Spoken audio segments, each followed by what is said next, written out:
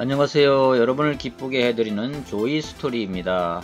오늘은 탈무드 유머를 한번 들려드리겠습니다. 첫 번째, 부자 될 징조입니다.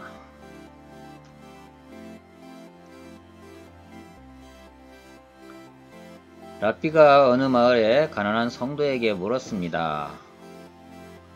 요즘 생활은 어떻습니까? 가난한 이가 대답하였습니다. 내가 부자가 될 징조가 나타났습니다.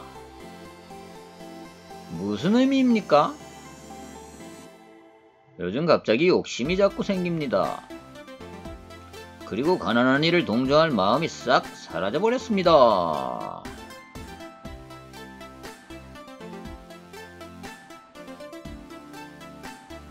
다음 이야기는 변명입니다. 러시아 유대인이 러시아를 위하여 군대 가기가 싫었습니다. 그는 징병검사를 하는 러시아 군의관에게 말했습니다. 저는 결핵입니다.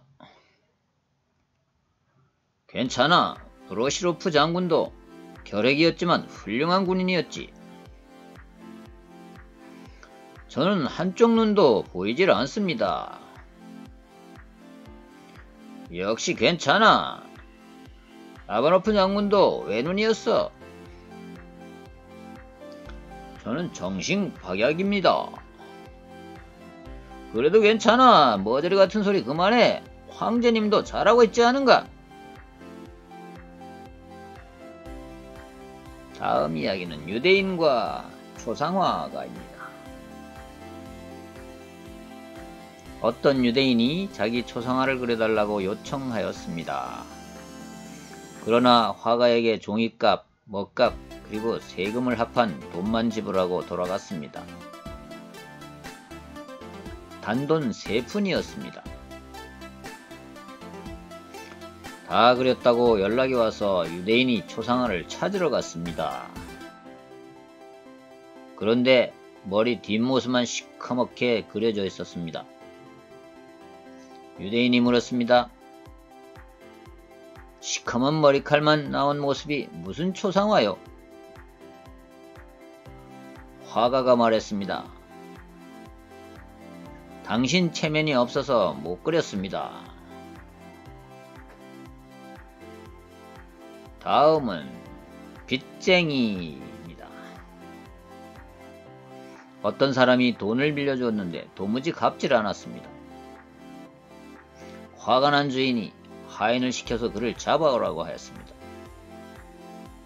하인이 그 사람을 끌고 오는 도중에 잠깐 쉬고 있었습니다. 그 사람이 하인에게 독촉하면서 말했습니다. 여보게, 얼른 나를 데려가게. 꾸물거리다가 또 다른 빚쟁이가 나타나 나를 데려가겠네. 다음 이야기는 거지인가 강도인가. 너무나 가난한 유대인이 살 길이 막막하였습니다. 그래서 강도가 되기를 결심하고 칼을 들고 숲속으로 들어갔습니다. 그때 늠름한 사람이 지나가고 있었습니다. 강도는 시칼을 들이대며 돈을 내놓으라고 하였습니다. 돈이 아까우냐 목숨이 아까우냐. 왜소한 유대인임을 안 그는 껄껄 웃으면서 1,000원을 주면서 말했습니다. 배가 고픈 모양이구먼. 강도가 말했습니다. 자네는 나를 강도로 생각하나 거지로 생각하나?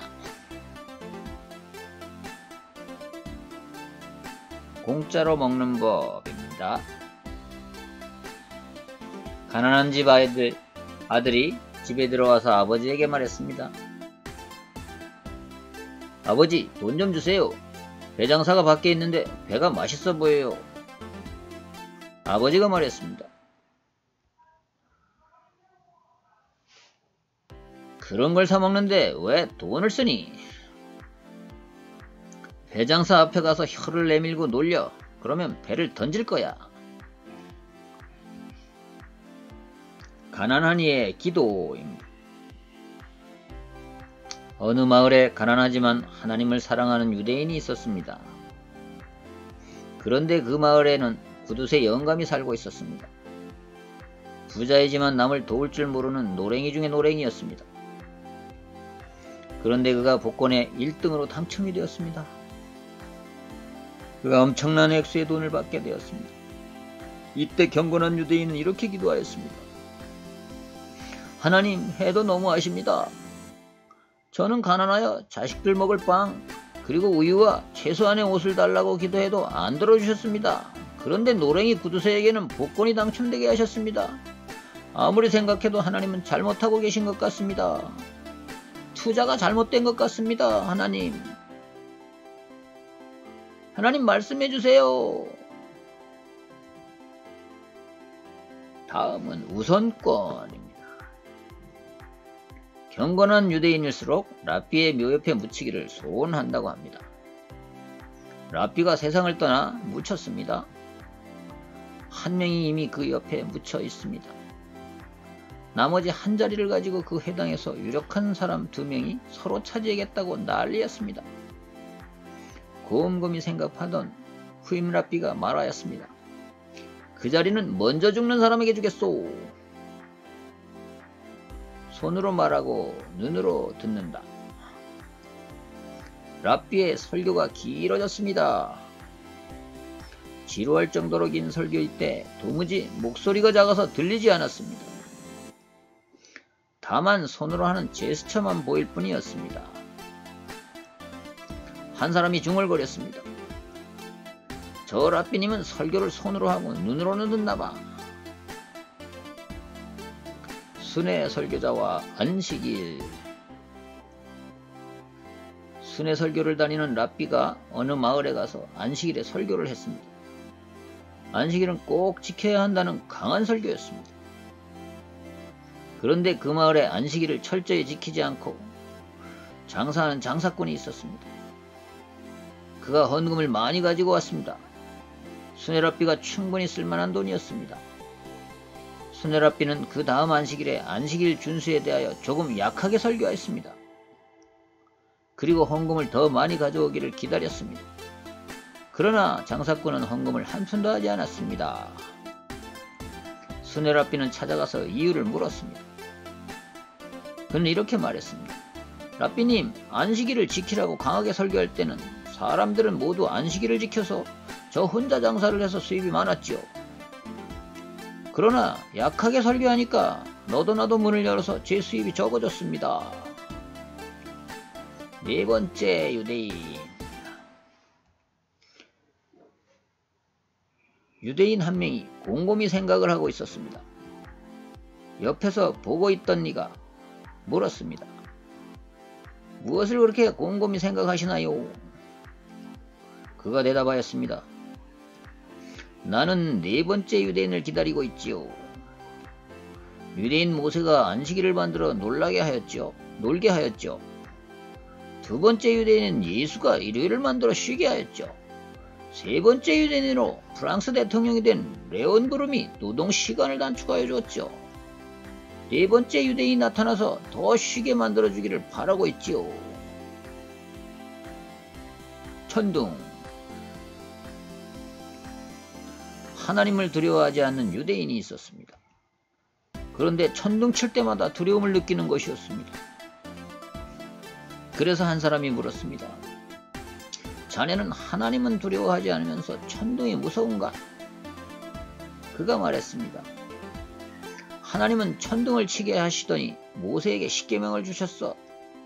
하나님이 천둥을 또 치게 한다면 다른 십계명을 주셔서 우리를 더 얽매게 할까 두렵다네. 취소와 인정. 유대인끼리 싸움이 벌어졌습니다. 한 유대인이 다른 유대인에게 말했습니다. 마귀에게 잡혀갈 사람. 모욕을 당한 사람이 명예훼손으로 고발하여 재판을 받게 되었습니다. 재판장이 물었습니다. 아무리 화가 나도 그런 모욕을 주었으니 사과하시오. 그렇게 말한 사람이 사과하며 말했습니다. 사과드립니다. 하지만 분명히 말하지만 저 사람은 마귀가 잡아갈 사람입니다. 러시아군 깃발을 빼앗으니 1914년 오스트리아 군대가 러시아를 침공하였습니다. 장군은 외쳤습니다. 러시아군의 깃발을 빼앗아 오는 사람은 1000만원의 상금이 있습니다. 그런데 유대인 군사가 러시아 깃발을 가지고 왔습니다. 장군은 약속대로 1000만원을 주고 나서 살짝 물었습니다. 어떻게 저 길을 빼앗았는가? 그가 대답하였습니다. 나는 유대인입니다. 마침 러시아군 기수도 유대인이었습니다. 그래서 흥정을 하였습니다. 좋아요는 저의 힘이 되고 구독과 알람 설정은 다음 스토리를 선물합니다. 조이 스토리였습니다. 행복하고 재미있는 시간 되세요.